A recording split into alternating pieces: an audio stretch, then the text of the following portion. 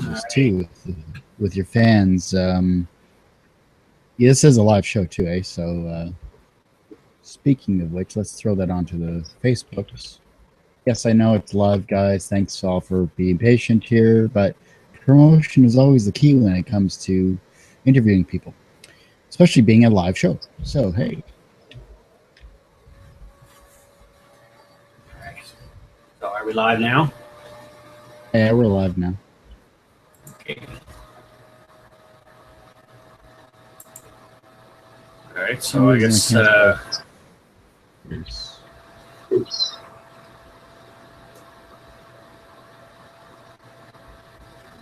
Firece is Stella. Yeah, that's the other name you had for it, right?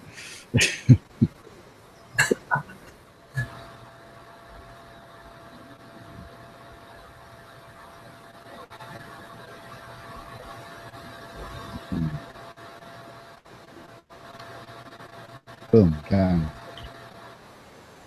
Okay. Hey, Kurt Sesser here from Two Geeks Talking, of course, the entertainment industry interview show where we interview the creative people from the comic, film, TV, movie, and video game industries. You all know my name because it's right there. Ooh, look, lower thirds are always cool. You can find me at Kurt Sasso, and you can also go live to our YouTube stream, which is live now, and ask questions from our new guest, who is returning once more due to technical issues and the joy of Skype not being able to record stuff because, software sucks. We're joined once again by a fellow Canadian, good friend, and a long-time friend as well, too. He's an author, a new author to the fantasy, sci-fi, steampunkish realm, whatever genre you want to call it, because it's all good either way. I'm in the middle of his first book, As Firece. We're joined today by Chris Walsh. How you doing today? I'm doing fantastic, Curtis. Thank you for having me on. And how I should be starting this. How's she doing, me, Trout? Oh, she's doing lovely, grand, me son.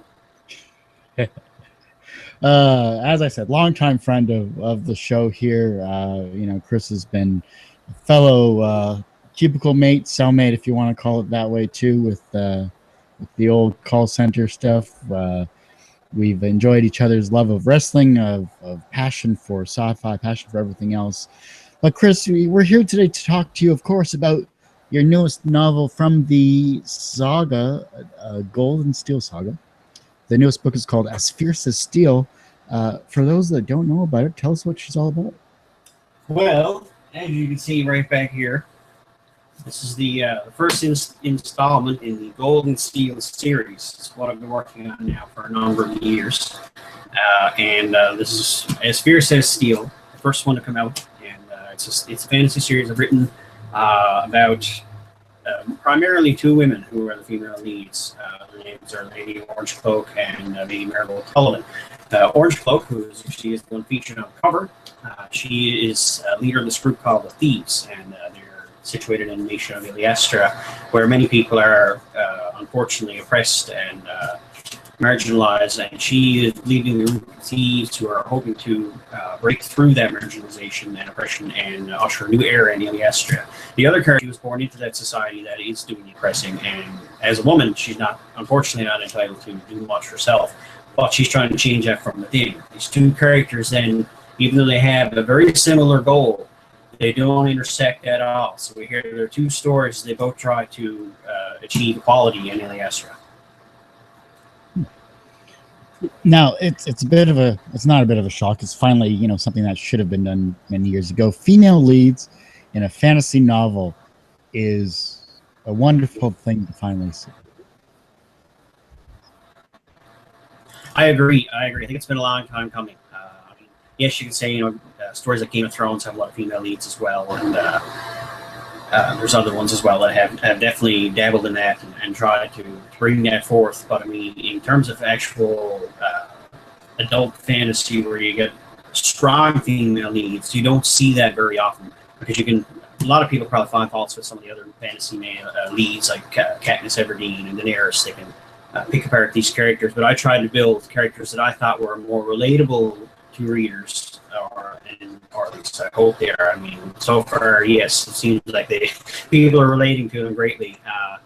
And I wanted to create characters that I thought would be not only female leads, but female leads that can actually achieve something in their own right. They're not feeling like they're being carried along. They're not feeling like they're just making terrible decisions and stumbling forward. These are actual females that are actually very successful in what they do. They're very good at what they do. And of course, you're also touching upon the LGBT community in your story as well, which is something that is never really touched upon unless it's a poorly worded plot device in other novels. Not this one, that's for sure. No, definitely not. No, I dove right into that one at first, as you can see right on the very first page, and I think that's very important to bring forth in any fictional genre, really. I mean, I know it's in the book itself. The gay community is very marginalized and oppressed, and they are a major component of the thieves. And at the same time, right now, the LGBT communities are really in. I guess what you would say probably the climax of their battles for equality right now, especially with gay marriage being legalized last year in both America and Ireland, and there's all this new developments in their community. But I feel that by not only introducing gay characters or alluding to characters being gay, but by making very strong characters that are not typical of any type of niche or any type of stereotype in literature for gay characters. I think I'm really trying to help bring them into a new realm for not just myself as a writer and for readers, but for other writers who might be considering that as well.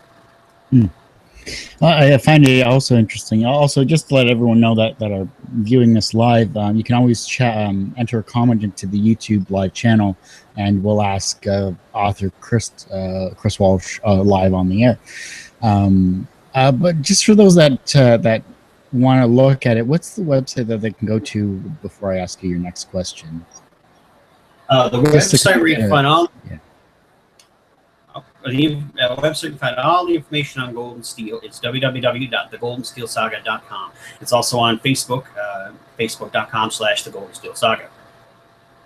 Okay, good. Because we got a couple of viewers here that are watching this live, which is great to see. And thank you very much for watching. But getting back to it, though, as a writer, I've known you for years in terms of the technical side of things, your love of wrestling and everything like that.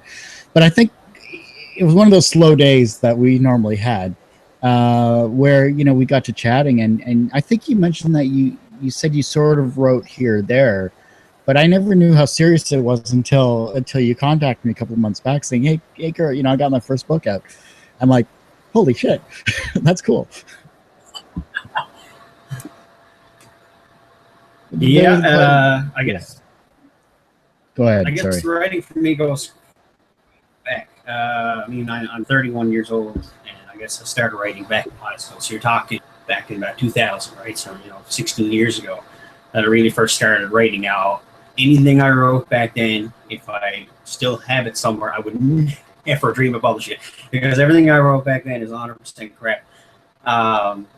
But I took that love of writing that I had back then, and I kept working on it. I kept refining it. I kept trying different, writing in different little genres for short stories and poems and that sort of thing. But it wasn't until about the time we were working together, I guess, that I really started pursuing fantasy. Fantasy is always my favorite genre as a reader and a writer. I just am a gamer, I guess, because I just love everything to do with the fantasy genre. So that for me was the automatic go-to when I did start writing a series, and I started building what would become the world of Gold and Steel at around that time. So I guess you're even talking about 2009, 2010, and now of course I didn't really have what is now Gold and Steel. I didn't really have that one particular storyline plotted out at the time. It was more so just world building, and I was creating a different story at the time, which is now alluded to in As Firece Steel, because that is that original storyline set further in the past in the main story. And but I guess it was about 2012 that I really started putting into work on what is now As Firece Steel and Gold and Steel. And a friend of mine by the name of Stinksy, we met each other, and it turns out we were both writers, so we started exchanging notes with one another, and she started reading some of what is now As Firece Steel, and she said, why don't you actually try to expand on this. She said this could actually be a really good book. I think a lot of people will really enjoy reading this. I'm really enjoying reading this. So she said, I really think you should pursue this. Now, as you know, as we talked about, I was just involved in pro wrestling. I trained at the Can-Am Wrestling School for a time in Windsor, and I've been involved in different wrestling promotions and as in capacity as a referee and so forth over the years. But and wrestling really gave me a big boost of confidence in terms of being able to put myself out, put myself forward. It really helped me come out of the shell that I was in.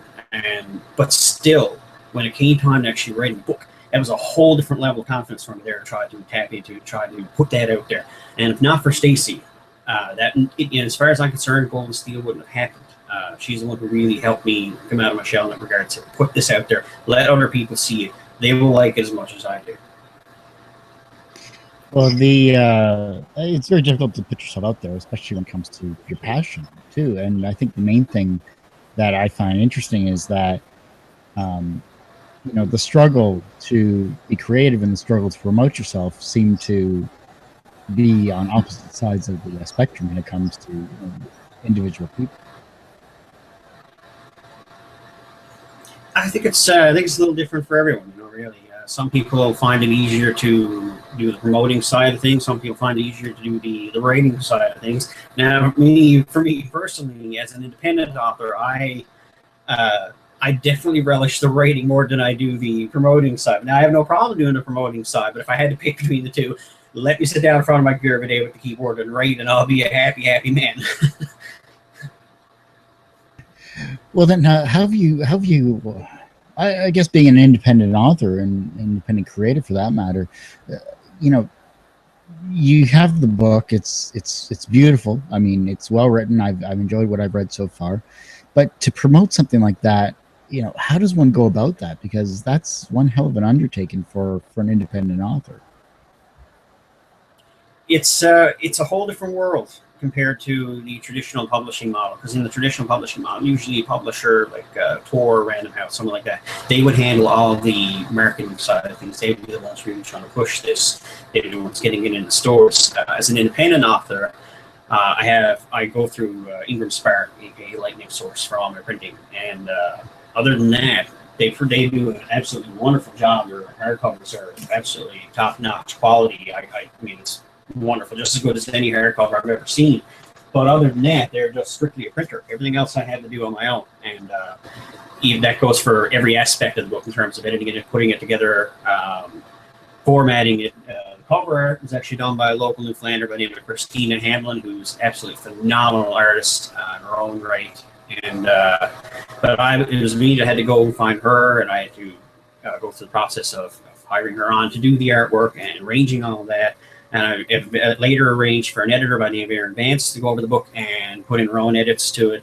And all that I had to do myself. So in a way, being an independent author is very, very similar to being a small business owner. Because, I'm handling everything myself in terms of the promotion and the marketing and the management of the book, so to speak, and the series as a whole. Because, it's not just one book. It's going to be a whole series of about 7 that I plotted out for. So, it is a huge undertaking in that regard. And the one thing I would say about being an independent author over a traditionally published author is that the marketing side of thing definitely takes up a lot more of what would be writing time. So in that regard, it can be a little hectic, and you have to always try to find time to make sure you're writing and continuing the story. But at the same time, you have to balance that with marketing and everything else that goes in managing it. Well, yeah, it's definitely the struggle is real. That phrase seems to be even more consistent nowadays for all of us. But when it comes to, though, you mentioned the publisher that helped publish, or that rather the printer, I should say, that printed your book. And you've done everything yourself. You wrote the book. You found the artist. You found the editor. You've been promoting it yourself there. Have you had any mentors along the way that have kind of been able to guide you, or at least, or have you found any mentors?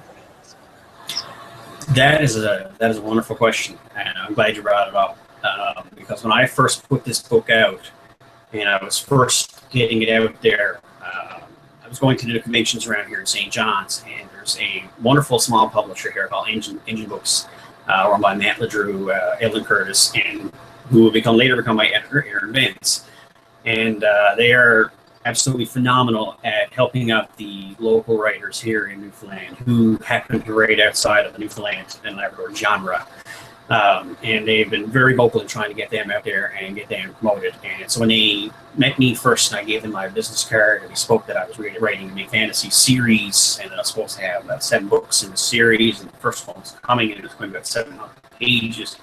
They were very interested in it. They wanted to know everything they could about it. And ever since then, we've actually built a very good relationship with them. And in fact, one of my short stories, which is also part of the Gold and Steel series, a prequel of sorts to As Firece has ended up published in their book Sci-Fi from the Rock, and that came out at the same time as my first book did. So I have formed a very good relationship with their group, and Matt LeDrew and Ellen Curtis and they've all been so supportive and definitely a mentor, because even though they're all in my same age range, they've all been authors far longer than I have. They're far more accustomed to the road of being the independent author, and they're very guiding as I walk down that road now myself. So I would definitely say that they would have been my mentors for sure. Another author named Scott Bartlett, who's also local independent.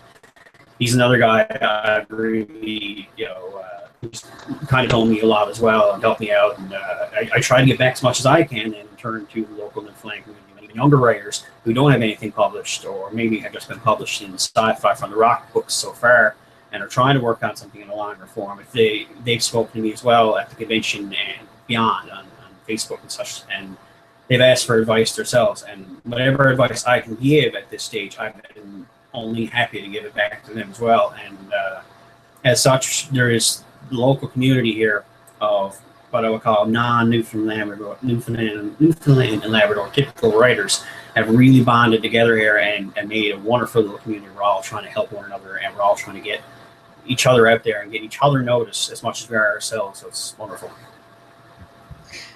Well, and that's the joy of being in a small community as in itself. I mean, young authors or authors in general, no matter what genre you're in, be it comic book artists or writers of novels like you are, or podcasters like myself, it's all about the connections you make and the friends you make along the way too. It's business seems to be business doesn't fall by the wayside, but it's the connections that you treasure more so than sometimes the business side of things. Oh, definitely, without a doubt. I mean, it's like I was saying before, being an independent author is much like being a small business operator. But I mean, the difference between writing and operating a small business is that I've noticed in writing that there's not that level of competitiveness. Everyone, at least here in the local community I've been involved with here in Newfoundland, which includes a lot of people from outside province as well, like Jay Pollan, the comic book artist, and Kenneth Tam, and Larry Gent, another one from up in Ontario or Nova Scotia, I guess in Larry's case. But they're all very welcoming, very excited to have new authors in their group, and they welcome them with open arms, and everyone's just so willing to get back to one another and help one another out. And it's inspiring to see. I absolutely love it. I mean, I couldn't ask for a better welcome into the writing world. We'll talk about you're also a sci-fi fan. You're fantasy and sci-fi as well, but talk about the convention scene in the East Coast there, because I haven't had a chance to go out that way because, it's been about 10 years since I've been in Nova Scotia. So tell me about what's happening out east there. Well, out here, I'm pretty well booked for every convention that's in Newfoundland so far, and there's quite a few. And I absolutely cannot say enough about Sci-Fi in the Rock. That was one that was just here in April. They're every year. It's locally run. We've been 10 years running now, and they started from having a little tiny setup at a little hotel out, and they're growing all the way up to being one of the hot spots downtown in St. John's at the Fairmount Hotel. And who knows where they could go from there. It's just every year the setup seems to get bigger. The guests seem to be more and more prominent, and it's growing so well. And I know a lot of people involved with Sci-Fi and Rock, and they deserve every little bit of success they're getting and more. It is rapidly growing to be one of the biggest conventions in Atlantic Canada right now. I would say it's probably in top 3. The other one that's in in top 3 that I'm going to be attending this year is HalCon in Halifax in November. That might be number 1, actually, and I'm going to be appearing at that one for the entire weekend with my book there in Halifax. That's going to be a big one for me. I've been to Halifax, but I've never really spent much time in Halifax, able to hang out, really take it in. So that's going to be a very enjoyable experience for me, getting to bring my book up there to Nova Scotia. I used to live in Nova Scotia, actually, down the southwest coast. But for actually being in Halifax, being around the geek community up there, I can't wait for it. Another one here in Newfoundland that I absolutely love going to, because I absolutely love the town and I love the geek community that's out there, is in Corner Brook. It's called Atlanticon, and that one's taking place in September. I'll be there as well for that one. I was there last year. It's my first time going, and most people say it is a slightly smaller convention than Sci-Fi and the Rock. But with that being said, it's a very excitable convention.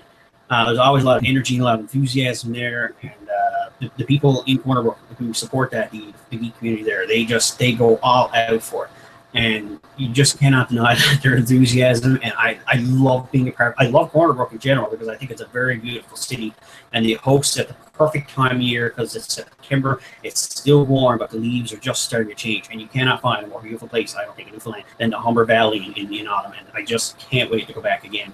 There's one other convention I'm going to be a part of out here. That one, there's 2 more actually. There's one coming up now in a few weeks. That's going to be the Newfoundland Gaming Expo. That's another locally run one here at Zayala in Newfoundland. It's taking place at College North Atlantic in July 22nd to 24th. I check my calendar, double check. But that's a gaming specific one. But I've been invited to sell my books there as well, and I can't wait because you have all these gaming tournaments going on, like Super Smash Brothers and all these other fantastic games, and speed runs of going through games, and the community involved with that one, the Sandbox Gaming community. Oh my God, they do so much for the community back there. They're running marathons all the time, and they play, and they donate all that they earn from the marathon to local charities, and they give back in a huge way to the community. So I can't wait to be a part of that. It's going to be good to get after, because a lot of people probably don't realize this, but one of my biggest loves in fantasy, as I said before, is gaming, and I'm a huge fan of classic RPG games, like the Final Fantasy series 1 through 10, not including 8. Don't like 8. Xenogears, Chrono Trigger series. I love all these classic RPGs, and they absolutely do play a role in my influences for my fantasy series. So if you're a fan of those types of games, you would definitely enjoy my book, because it's clear. It's so clear that I'm influenced by classic RPG gaming. The elements are there.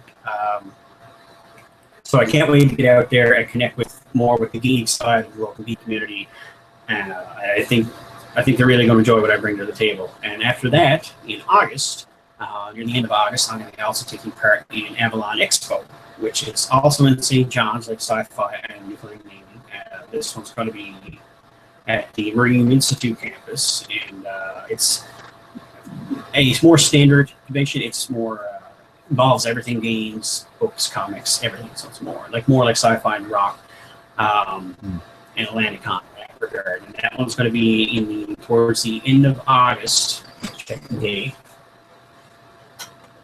The 26th of August is that one. So I'll be there for that one as well. That's another all-weekend affair. And who knows, maybe at Avalon Expo and Atlanticon, I might even have a panel to present. Still waiting. Panel? Hear back on that. Really?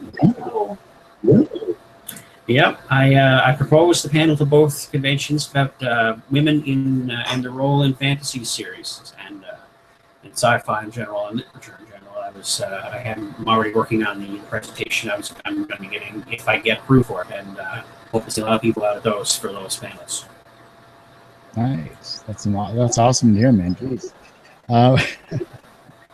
When it comes to, although I have to take offense to the Final Fantasy VIII comment there. Come on, I played a lot of that. I thought that was a good game. That was solid. No, there's just too many little things with it for me that I just can't include it on my list of my favorite RPGs. I can include it on a list of RPGs played, but favorite, no. Well, okay, I wouldn't say it's a favorite, but 122 hours into that game for me, that was enough. But it was still an overall good story, I thought. I like parts of it. I'll say that it's definitely not going to be ever listed as anything I'll call a favorite. I can include the other 9 Final Fantasies from 1 to 10, but 8, I just had to always exclude 8. It's just couldn't get into it for the others. Well, you must be excited about Final Fantasy VII Remake from PlayStation 4 there. If I had a PlayStation 4, I would be. I'm an Xbox game. I keep doing it, but I'm not going to. I'm waiting to see how it's going to turn out. What I've seen, it's going to be a huge departure from Final Fantasy VII as we know it, and I don't know that I'm going to enjoy it as much as I would the classic Final Fantasy VII. So we'll see. I'll have to wait to see, but hey, Final Fantasy 15 is coming out for the Xbox exclusively, so that's a good thing. It's an exclusive. Wow, I didn't know that. I thought it was supposed to be for Xbox and PS4. But yeah, I'm definitely interested maybe to check it out. There's things about that one I like, but I'm kind of weary of it as well. But especially including the fact that the entire main party seems to be totally dude-oriented. You don't get any kind of female characters in there at all, except for the female Cid, who's more apparently just a mechanic kind of character. To play as. So I mean, I don't like the non-inclusiveness there in that one. So we'll see how the gameplay looks. I might give it a try. It's a bro game. That's what it sounds like. It's just a bro game. Yeah, it's a dude game. A bro PG. A bro PG. That's what it is. Yeah. All right. Well, back to your actual story there. Now that we've segued from geek and conventions and wonderful news about if you get into the panel there, I'm definitely want to tell me more about how that goes when you get accepted, because I think you will. Going to the characters though, I mean, you have such a diverse world overall. You have the class systems, you have the fantasy aspects, you have the LGBT community, you have 2 strong female leads. I mean, you've basically almost thrown everything at it but the kitchen sink here. Why was this an important book for you to write? Well, I mean, the way I look at it, I can sit there and I can go back to the first story that was going to be the premise of the whole world, and I can write that kind of a story. But I mean, I feel like to a great extent, especially in fantasy, that it's typically already been done. And when I came up with what is now the story of As Firece Steel, I even started writing another story similar to what I already had. But I stepped back, and Stacey was again another big help in this. Really opened my eyes to it. I stepped back and I looked at what I had written, and I realized that even though it seemed like Triss Strain was probably going to be initially the main character of the whole thing, I realized that he's not. That the story Triss Strain is telling is essentially Orange Close. So then once Stacey also helped me realize that as well, I said, well, that seems to be the way we have gone with this series. I see absolutely no reason why I should backpedal on that. You know, why not have Orange Cloak as the absolute main character in this, and Marigold too now as well? Why not push their stories first and foremost? You know, why not delve further into the relationships of, say, Marion and Joyce, or why not talk more about the past of Laszlo Arbor? I think they're all absolutely fascinating characters in their own right, and their stories are stories that don't often get told. They are often left on the cutting room floor, or they're only alluded to at best. So, to me, it seemed like the next logical best way to take this series. I said, why not? I said, let's go for it. Let's do this. I mean, it not only takes what is stereotypically fantasy in a different. It's a very exciting thing to write about. I mean, I absolutely love it. I mean, it challenges my own perspective of things. It's different for me to write about because I in a lot of ways, you could say I can't obviously relate to the plight of women. I can't relate to the plight of the gay community. But for me to actually delve further into these issues and delve further and research more into what is happening with these communities in the real world to try to bring accuracy to my books. I mean, it's been a huge educational uh, time journey for me, and it's been an absolute joy to write. And I was almost going to ask that same question. You know, as a male author, you know, how have you researched then the fact that you're diving into a community that I think everyone has maybe experienced once or twice through friends, etc. But to know the struggles that are going on, what type of research did you go into? Well, I spent a lot of time researching not only news bites, because I mean, yes, news bites will obviously give you a good foothold into that world, but you also had to really speak to the community and learn from them and research further into what's going on, whether it be through some other social media sites or reading blog posts from people who are impacted within the community by the issues that are taking place, like marriage equality, that sort of thing, pro-choice, pro-life debate with women.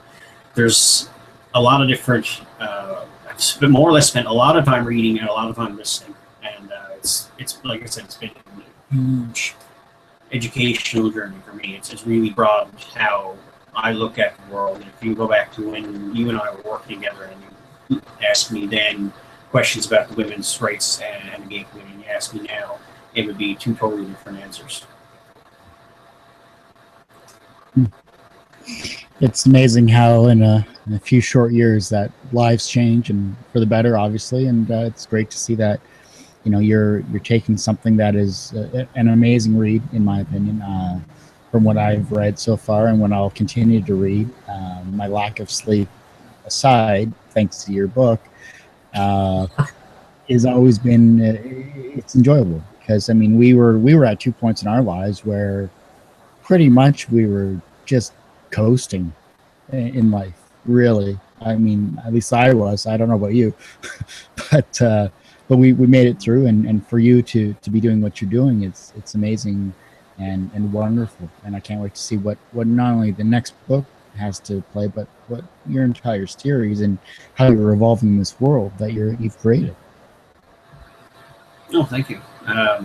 Yeah, I mean, we definitely there's almost random chance, I guess you'd say, that our lives intersected as it was. I mean, but back then I was living in Windsor and I was pursuing the pro wrestling career, and I mean, I absolutely love that. I love pro wrestling, love being part of that community.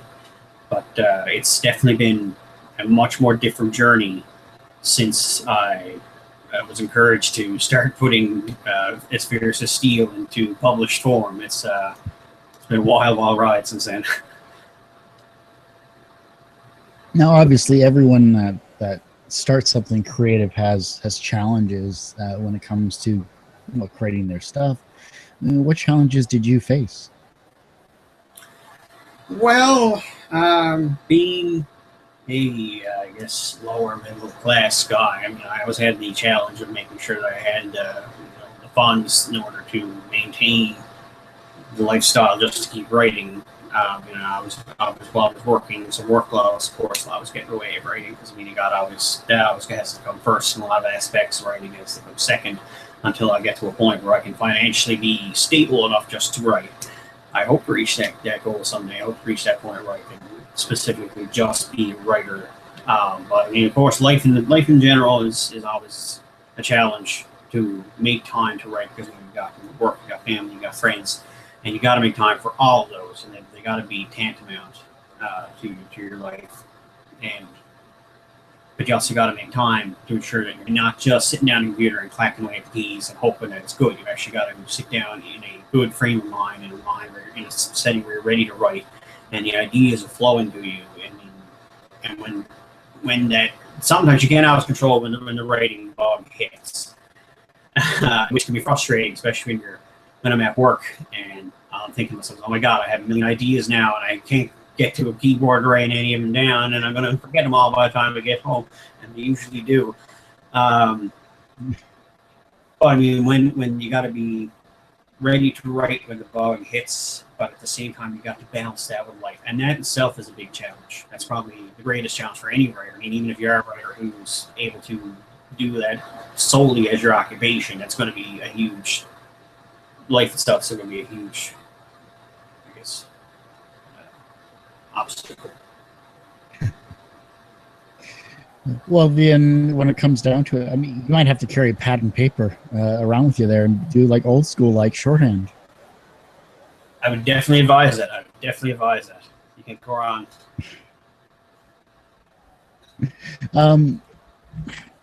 Challenges aside, though, in your life, obviously being a first time author, being a sole business owner, being the independent creative person that you are, you have a book. You're, in my opinion, I think that would consider you a professional success. But do you consider yourself personally successful, though? Well, as I alluded to before, I would consider myself successful when I can say I'm a writer alone.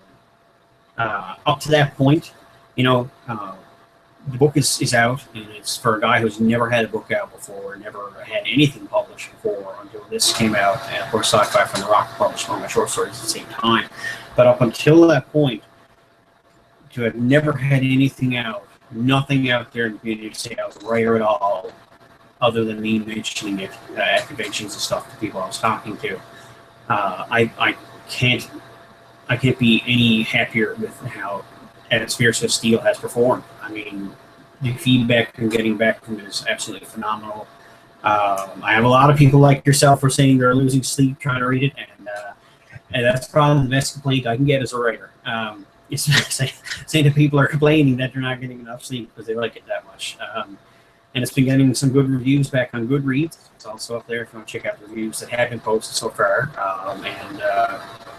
It's anyone that's picked it up so far that's talking about it yet has absolutely loved it. I haven't heard any major complaints. I mean, that alone, regardless of how well it's actually selling in the global market, that alone, the fact that everyone that's reading it so far are absolutely enjoying it is that is more than I can ask for. I'm so thankful for everyone that has taken the time to read it. It means a lot to me that people are giving it a chance. I mean, I know there's so many other authors out there who are already established, so everyone could go to knowing they're going to get a good story. But when it comes to an independent author who never had anything out before, the reader is really going in blind to it.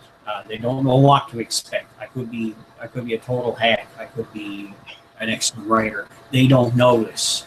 They just know me for a few minutes from meeting me at a convention and buying the book, and they know what's wrote on the inside of the jacket there on the blurb about it, or they know from what's wrote on it on the internet when they download it. Other than that, it's all blind chance, and I appreciate everyone who's taken the time to give me that chance to see if I could be a writer they might enjoy reading more of in the future. And once again, I want to thank everyone that's read it so far, and I hope more people are enticed to read it as well. How do you set yourself apart then from other writers that are starting out? Well, I don't know a lot of other people that are going to put out their first book to start with 700 pages. I would say that might be, it's definitely not something you see every day. And I suppose what we were talking about before in terms of having the female strong leads and a very visible presence from the LGBT community and characters. I mean, it's not something that's readily available anywhere else. I mean, I'm not trying to toot my own horn or sound off for myself, but I don't know where else you really see what I have in any other form. It's true. It's very true. I mean, I'm almost expecting JK to phone you up and say, thanks for pushing my pace. Well, JK Rowling can phone me anytime. I mean, I'd love to talk to JK Rowling. You've had wonderful overall success. Like I said, book's great. Those that haven't read it, they have to read it. I mean, digitally or otherwise, if they can purchase it in hard copy, then great. Is it going to be available in soft or anything like that? Or are you going to do like an anthology once, all 7 novels are done? Or are they going to need like their own chiropractor to lift this thing up? It appears to me it's going to be really huge. Well, that's actually I'm glad you actually mentioned that because the Gold and Steel world is not just confined to the story that's being told through Gold and Steel right now. I alluded to before, there is a prequel story that goes way back 1,000 years before this story is set. And there's works of little short stories that I've been releasing through Sci-Fi from the Rock, and there's also tales that are set between the original story and the Gold and Steel story that could be told, and some things afterwards that I would like to write as well. But as far as Firece Steel goes, it's going to be 7 books. That's what's been plotted out for. It might expand more yet once I start writing. It's not going to be less than 7. That's all I can say. At least 7. But as they are released, there will be soft cover releases. This, for example, is Firece Steel. When I release the next book, which we call Worth of Gold, in a few years' time, I can see As Firece Steel being in softcover format by then. Up to then, though, I'd like to release each new one in hardcover format first, similar to what you see there, so that everyone, people want to buy first and foremost will have the kind of original collection. There could always be room for anthologies later on down the road. Although for all that size of book, it's going to be a dictionary size anthology. Even if it's just like the first 3 volumes, it's going to be pretty big. But that's all something I would definitely be willing to explore, as well as having an audio book. That's something I'm also exploring. I'd love to do that as another option. There's a lot of people seem to be going that route now, where they prefer to read audiobooks over actual prose, and that's 100% fine. I don't fault anyone for that. I just don't have it in audiobook yet. Maybe someday, maybe that'll happen. I don't know if I'll really be the one reading it myself. I don't know if people would like to hear this voice for an extended period of time. It's 8 hours of Chris Walsh reading his book As Firece Steel. Tune in with all the lovely accents that Eastern Canada has to offer. Now on to chapter 1. I'll turn up the Newfie accent to 10. There you go. How is she getting on me? So, first chapter of As Firece Steel, tell me.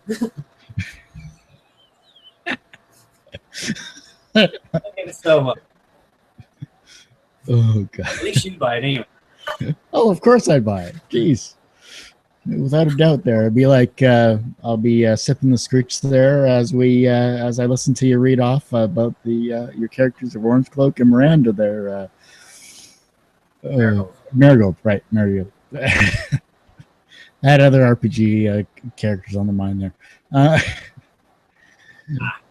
Looking back, though, looking at your journey so far and looking to the future, though, what do you see happening? I mean, obviously the creative process is a long one. How are you going to pace yourself? Well, I mean, I just, like I said before, I really just try to write when the writing bug really hits, and I try to capitalize on that as much as I can when the momentum is there. I mean, I'm also, whenever I have the downtime, it's more of a default status for me now to be writing.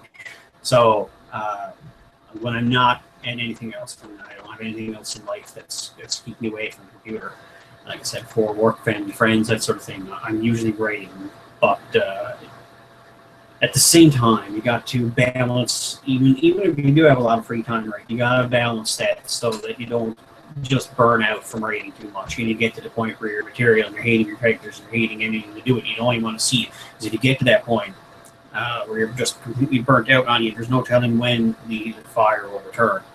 And I have spoken with a few people who did used to write and they burnt themselves out. The fire didn't return. So I mean, that's also kind of a scary prospect as well. I don't want to get to a point where I hate Gold and Steel.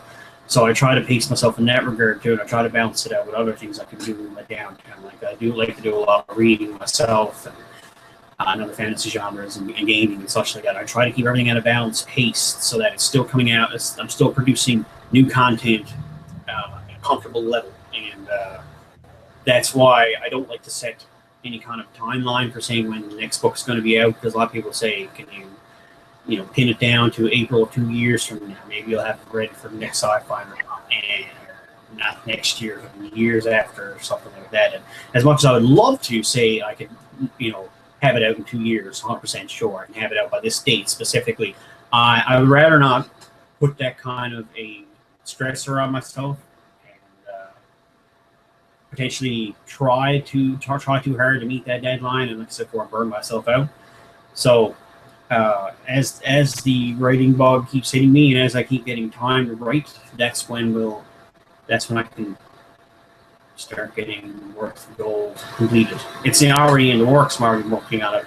It's about 8 chapters in right now. That one. So we'll see.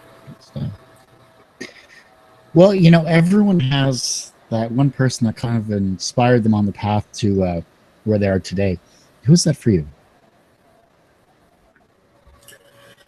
Well, I guess in a lot of ways I would have to say I'm inspired a lot by the authors who have really succeeded in their field.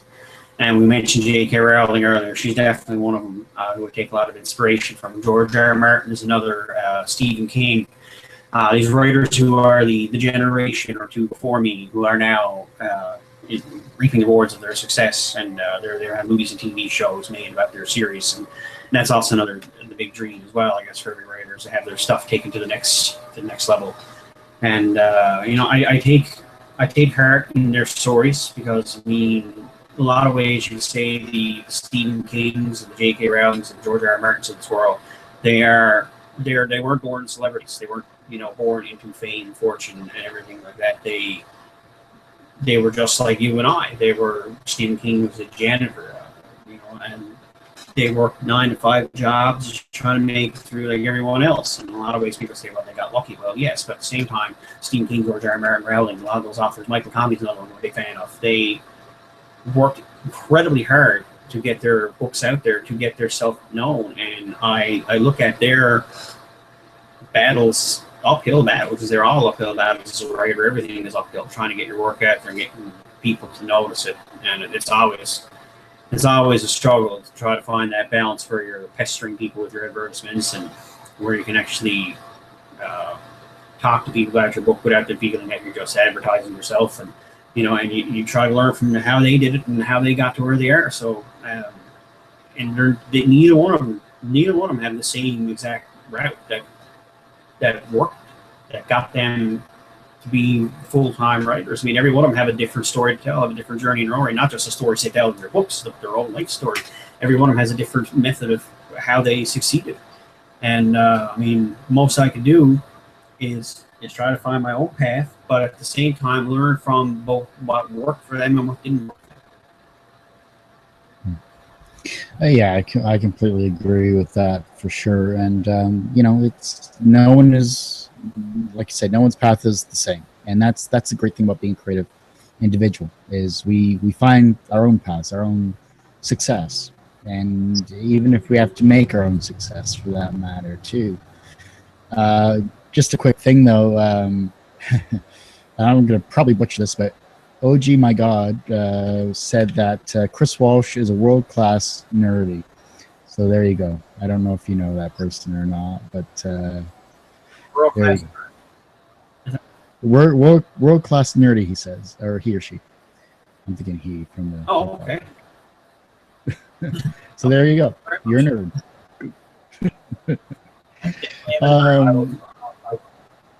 100%. You can't really see it, but on my PS are nothing but video games, DVDs, and Funko action figures. So yes, I am 100% nerd. And the T-shirt kind of sells it right there too. So you're all set in my book. Yeah. But I already still a fan. We have a couple minutes left here. Obviously, we have being nerds. We cannot not, because that's proper English, talk about the superhero films that are coming out, like Suicide Squad, like what they butchered with Batman versus Superman and Warcraft and all that other stuff. What movies are you most interested in seeing as the season goes on? Well, I don't know so much about movies in that regard, but I think the Marvel franchise that has jumped to the screen, that has really grabbed my attention, that I'm so excited to watch the next season of. It's Daredevil. I just absolutely devoured it from the first episode to last. I practically binged that. It seems like overnight, right? Because I just tore through the 2 seasons and I loved every bit of it. That for me is the big one right now. For me, Marvel, like, that's the one I go to right off the bat when I hear anything about any of the screen adaptations. As soon as I hear Daredevil, it's like, okay, what's the news? I got to hear what's going on. And the new Punisher series is going to be spinning off from that with John Bernthal. Man, I cannot wait for that. I think he just did so well as the Punisher because, I mean, I was a fan of Thomas Jane. He played the Punisher. I know that seems like a hit and miss movie. Some people love it, some people don't. But I actually thought he did a really good job of that. And I love Ray Stevenson and his version of it. But when I heard that they were introducing the Punisher and Daredevil, I was like, how can anyone even try to do what Thomas Jane did? But then John Bernthal came along. It's like, okay, no, yeah, you're a Punisher now. You are Frank Castle, John Bernthal. This is your character now, and I can't wait for the new series of that. It's just going to be phenomenal. I think next series of season, I should say, on Daredevil is going to be excellent too. In terms of movies, Suicide Squad is to me what DC should be basing their whole universe on now. I mean, Batman vs Superman. Apparently, if you watched, I haven't watched the ultimate cut of that yet. That's on DVD, but apparently that really salvages theaters. So I'd definitely be interested in checking that out and seeing how it actually plays out on the DVDs versus in theater. Because, well, once again, like I said, everyone's saying it's supposed to be that much more. Suicide Squad, everything I've seen and read and heard about that, it just, like, that to me seems like it's going to be the movie that's going to help DC really compete with the Marvel universe, which is hard for anyone to do. You know, what genre you're going to be making movies about, to compete with the absolute blockbusters that Marvel keeps punching out time and time again, and they are fantastic, amazing movies, right? You have to keep up with, Captain America, Winter Soldier, and Civil War and all those, and the Avengers movies. How can you keep up with them? It's hard for DC to do that. Everyone say they try to cram too much into Batman versus Superman to try to kind of catch up to them. And but I think if they took a step back, let Suicide Squad re-release and see what fans are saying about that, and listen to their feedback, then I think that they could. I think that DC could find their foothold with that. I think they're doing that with Justice League. From what I've heard, the fact that Snyder and or whoever's directing it and DC brought these critics and these hardcore fans to like the set to see physically, what was happening, how they were changing it. I think it was a positive step. Suicide Squad will be interesting to see. I mean, some of the casting choices look interesting, and if they can do spin-offs from it, then great. And if they can keep going with it, then even better.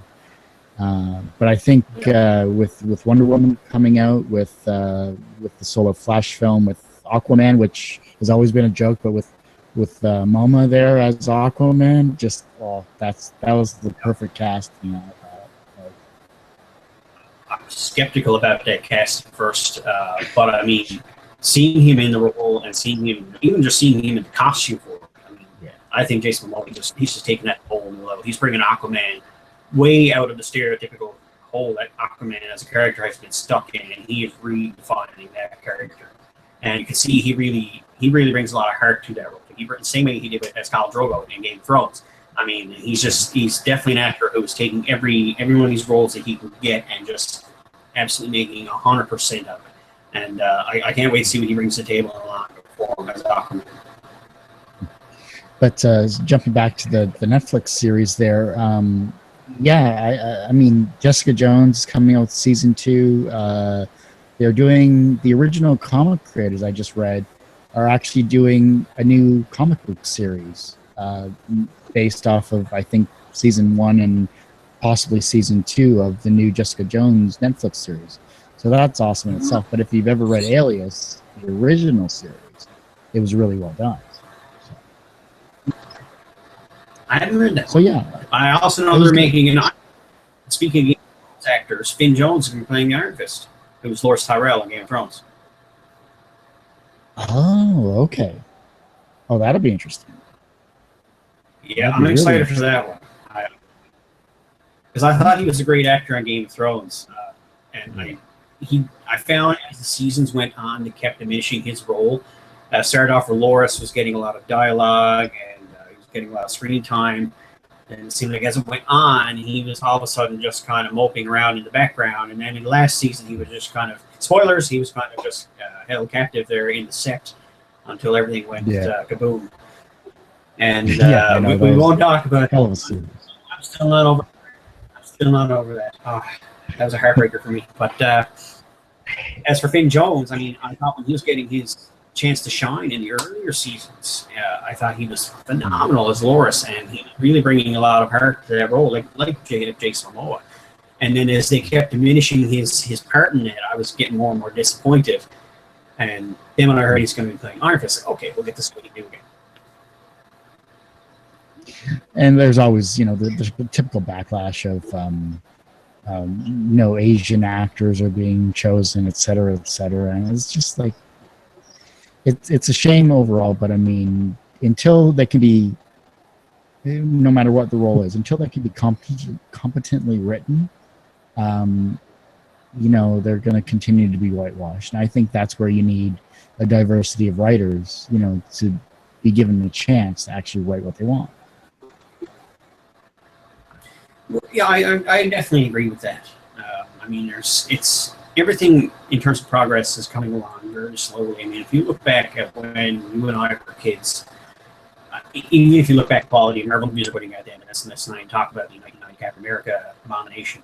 But I mean, in terms of actual equality in roles and in terms of even writing better characters for women and LGBT people and people of color. I mean, it's coming along in slow sticks. I mean, it's nothing's going to happen overnight. I mean, you're not going to see total equality next morning when you wake up in any form. But I think even compared to when you and I were kids, I think we're after coming a long way. Mm-hmm. We had still a long way to go, but I think all along the way.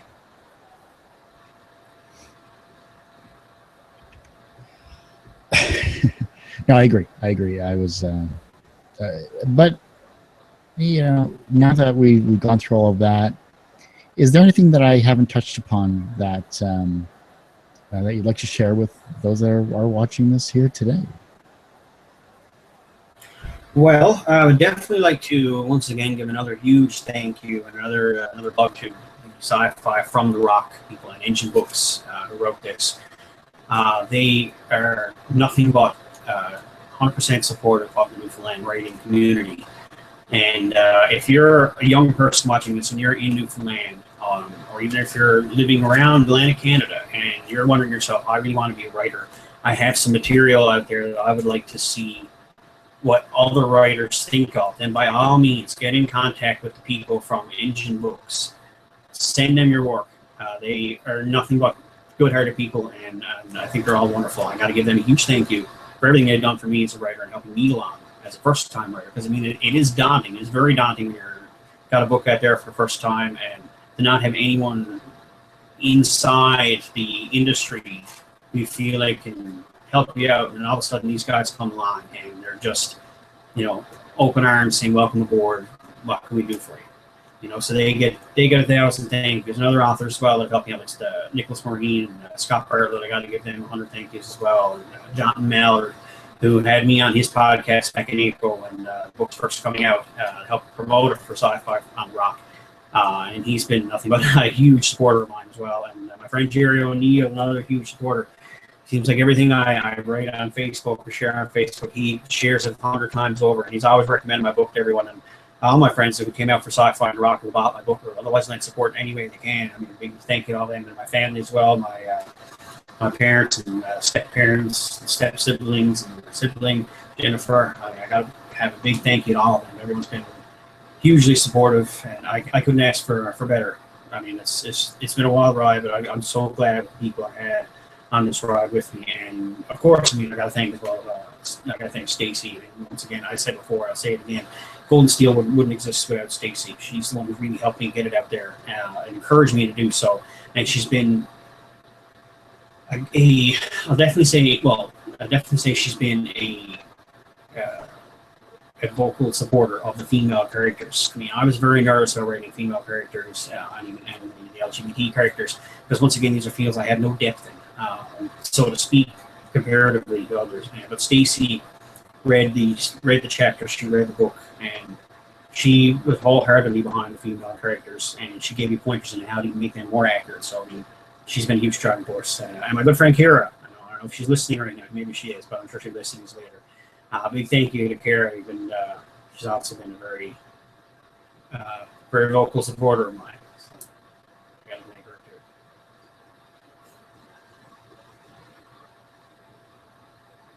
I don't know if there's any questions out there. I'm doing a refresh, and actually, he said Chris Walsh is a world-class newfie. I say it's all nerdy, but you know, oops. Oh, newfie. Okay, yes, I'm definitely. Yeah. I can turn on the accent when I'm not just talking around here to family and friends and stuff like that, and people in Cape Broad, right? People don't normally get just how newfie I am, because I turn it off wherever I go, as you know, from working with me in the call center, right? Because when I was talking to people with the headset and talking to them over in the States and places, people have a hard time understanding what I'm saying when I talk with the regular accent. So I gotta turn it down. So you get what we had here. Yeah, well, at least it wasn't as bad as when I had to start putting on my southern accent there from Arkansas or Texas and all that other stuff. Thank you for calling. Insert here technical support. My name is Curtis. How can I help you? I still think the best. Go ahead. No, I was going to say, I can tell you stories from when I worked at different call centers over the years. I've had people who have actually heard me talking with my newfie accent inadvertently, because like I said, I always try to keep it toned down when I'm on phones at call centers when I was working there years ago. But there's been times where I just accidentally just automatically go into the newfie accent and talk like, "Thank you for calling. How can I help you today?" And I'm like, "Oh, I got some warning," and hang up the phone. Meanwhile, I'm actually bored. Okay. It wasn't as bad as my my last call I took before I went to school. I did my Russian accent. I went full on Russian, and it's like, "Hello, my name is Ivan from Technical Support. How can I help you today?" And yes, we try to reset the white box there and hold the button on the back, and I call you back in 5 minutes. I'm from Eastern European Exchange. Thank you for calling. Please. So that is definitely a good note to go out on. Oh, that, and I brought the brownies too, eh? Brownies. No, it was the good kind. It was the blonde brownies. Nice. Yeah. But anyhow, that I think that wraps up this particular show, ending with, you know, local call center accents that we normally do, or we used to do, I should say. We're both in better places. We're both in better place. I'm glad to see you're doing amazingly well with As Fierce as Steel. Those that want to pick it up, check out the website that Chris has. Check out the Facebook page. I'll let him close out with that type of information, and then I'll finish off the show itself. So, Chris, once more, let us know where we can find these wonderful books so far. Yep. Once again, Chris, wants to thank you for bringing me on the show. I absolutely love having a chat with you here today. Been far too long, buddy, and you know, you're doing well yourself. I mean, I'm absolutely stoked to hear your Facebook updates on how your film career is going, and I hope to see more from you as well. Hey, you know what? Maybe down the road, you never know. You might be the one in the director's chair when As Firece as Steel ever gets made into a TV show or a movie. Done. I'll quit whatever I'm doing, and I'll focus on that.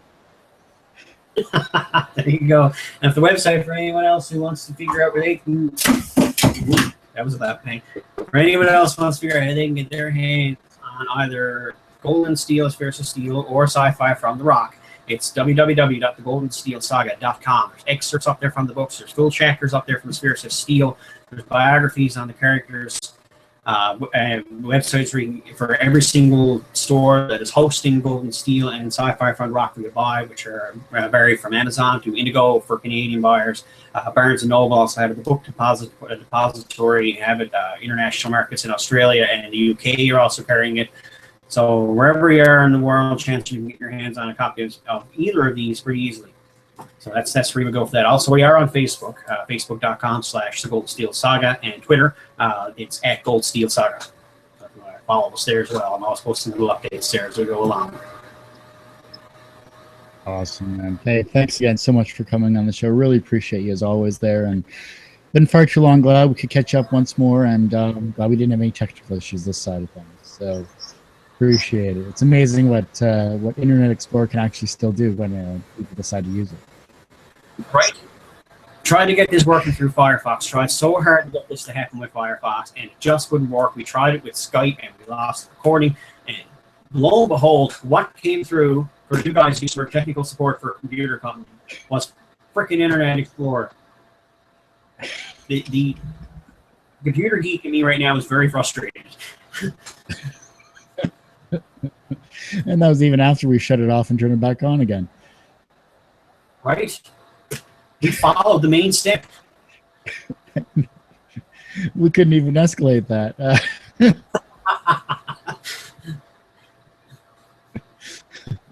All right. Let me wrap up here and then we'll log off. But again, thank you, those that are listening and watching to the show. Those that joined us live, I really appreciate that. I'm glad you took the time to press that thumbs up button. I really appreciate the like there. Take the time, though, to hit that subscribe button as well, because without you, I can't do this show. Because without you, I can't get great guests like Chris, like Austin Hamlin we had last week, whoever else I'm going to have the following week. You know, I'm looking at Fan Expo coming up this year as well too, to get back into the interviewing side of things. Last year was cut short. You know, I'm going to be out there a lot more than I was in the past couple of years there, because this is for you guys. This is for everything that you do. There's a Patreon page as well too, but I have to redesign that just to make it work. So don't worry about that just yet. Look on our website, though, tgtmedia.com. Go to both our Two Geeks Talking side of things, which shows this interview as well as other interviews from past conventions.